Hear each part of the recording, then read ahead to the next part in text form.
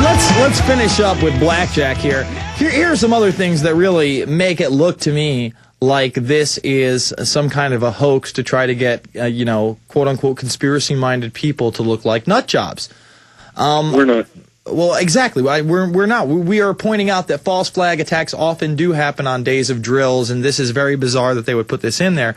But other things that lead me to believe this is that one of the lead characters that they mention in Blackjack is also the lead character who actually carried out the terror attacks as the head of Homeland Security in the series Jericho. And Jericho has a lot of parallels to this same thing because Blackjack is, again, the Black Ops drill that they were running that ends up having these nuclear devices actually go off. So, well, I still think something's going to happen. You do? You really soon. think 22nd? Soon. Well, soon is not the 22nd. No, I think it's going to be soon, though, because Biden said, well, 6 months in, we're going to be tested. And I'm like, well, how the hell does he know? They're not even in office yet, I'd be more worried about this NLE-09 exercise, and I don't necessarily think that that's going to be a false flag op either. I think that that's more along the lines of integrating international intelligence agencies and getting the local, tribal, state governments ready to bow down to the NSA and their national security apparatus. I think you're going to probably see something after that along those lines, but I think that they've advertised these too much. I could be wrong, but go ahead. I'm going to let you finish up. You're blowing me away. I only wanted to bring up one more thing. This week I've been busy calling my congresswoman, protesting that she didn't sign the 1207 thing, and I called her about the Food Act. And then today my dad was on the phone with the senator because they were trying to do something with the concealed carry thing here in Arizona, and we beat that. But what I wanted to talk about mainly was the sweeping powers that were granted to the Federal Reserve. I mean, when you guys talk in your movies, we know that's the root that's the plan. The evil. And what Geithner, he's just like this evil dude, man. I mean, and it's just Geithner's just another one of their. Listen, he's another one of their policymakers. He's another one of their think tankers. He's been around the Federal Reserve Board for quite some time. They feel comfortable with him. They've given him a public face now over the last 18 months. He's How now can we stop it? How can we stop? We have to make people listen. I hope it's not too late. Listen, I'm in it to win it. We have to tell people about 1207. We have to shine the light on the congressional hearing when they have this congressional hearing on 1207. Remember, it has to go to the House. If it gets past the House, we have to keep shining the light until they either thwart it in the Senate or get rid of it via veto power after that. And I think they'll probably thwart it in the Senate if it gets past or if it gets past the House and into the Senate will definitely thwart it. I would be shocked if it got past the House, but either way, we have to make that video go viral, and it will only be on C-SPAN. I guarantee you that. You will not see it on any mainstream news network except for possibly in a blurb in a negative light. Remember, CNBC barely reported on it, but they said, oh, if you audit the Fed's going to have to shut down, and that's going to be utter chaos, and the economy will get even worse. Look up that clip as well. Thank you for the call. Thank you, man. We're going to play this Colbert Grove clip in the 30 after segment. Not right now. It's about 5.5 minutes long, and I want to play the whole thing just because it's so darn good. And, not only is it funny, but it really points out a lot of hypocrisy. And in passing, it kind of mentions, oh, by the way, they do mass sacrifices of children, and every single Republican president since 1920 has been there. Oh, yeah, and Richard Nixon had some pretty scathing things to say about the Grove. Let's go to Wally in Indiana. Wally, you're online. Hey, Jason. Hey. You can hear me okay, right? I got you good.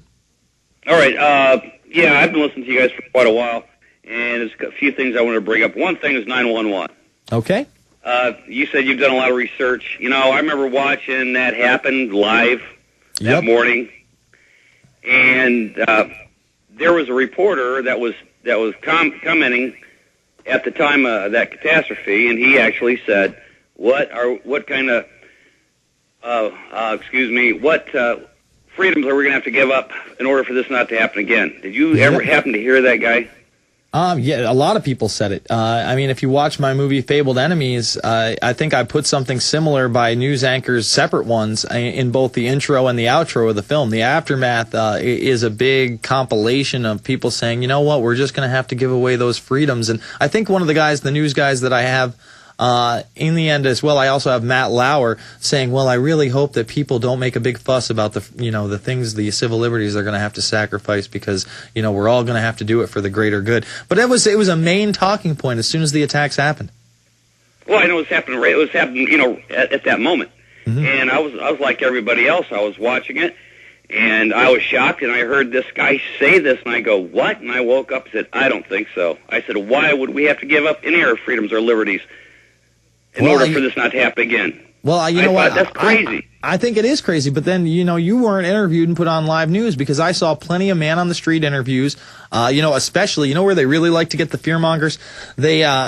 They put cameras outside of the Lincoln Tunnel, and I don't know if you've ever been to New York City or the Lincoln Tunnel, but there's about 7 or 8 entryways, and you can literally be backed up at the Lincoln Tunnel for 2 hours in a quarter-mile period, depending on how many people are there. So the news cameras set up there because so many people were trying to get out of the city because they didn't think the attacks were over, that something might happen in New York later in the day or the week. And they were interviewing person after person in their car, and the guy's just like, yeah, man, we're going to have to do what we got to do. We can't be having these terror attacks, yo. And I couldn't believe not one person stepped up and said, now is the time more than ever to secure our Constitution and Bill of Rights as well as our civil liberties because big government's coming after it. No one could see that far. So many people were really transfixed on this huge event that did seem to change everything. They didn't really think, they thought what they were told, and they were told, you're going to have to sacrifice your liberties. I mean, how quickly was the Patriot Act passed? Almost no opposition anywhere. How quickly was Patriot Act 2 put into place right under our noses? How quickly were we in the Middle East to kill a bunch of brown people in the name of freedom? How quickly did we forget about Osama bin Laden almost 8 years later, still not finding him, and that's what this war on terror is supposed to be about? How many mainline journalists talked about his connections to the CIA? Nobody.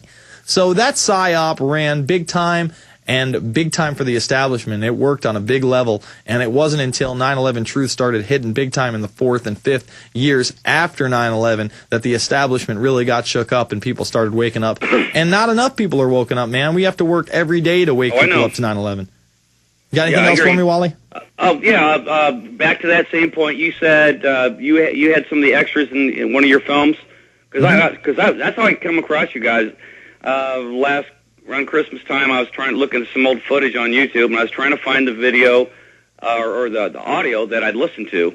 Because I've talked to people throughout the years. I said, I heard these people say this at the time these buildings were going down. I said, isn't there something wrong with this picture? And people said, I didn't hear it. Well, I'll tell you what, maybe somebody else did. If you go into YouTube and you just go to my final chapter on Fabled Enemies, there's a bunch of them that are broken down. The final chapter is called The Aftermath.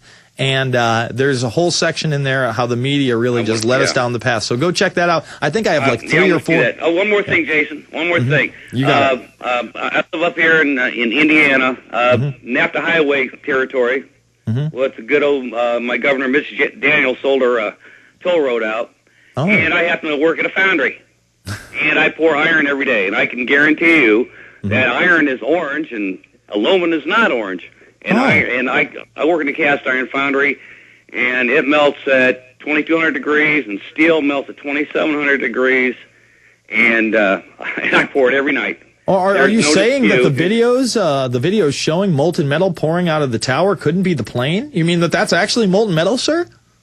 Either that or my job's a lie, and I'm actually pouring aluminum. I'm not knowing it. Oh, you know what? That's probably it. You're probably pouring aluminum.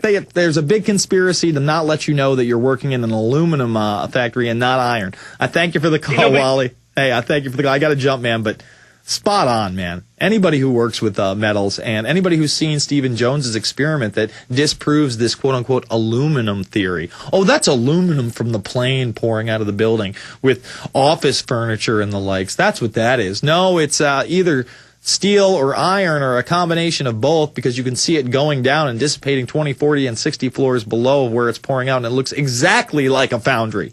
And then we have, I think, a dozen or so eyewitnesses in Loose Change Final Cut talking about the molten metal on the scene under buildings 1, 2, 7, and 6. But again, I imagine those things.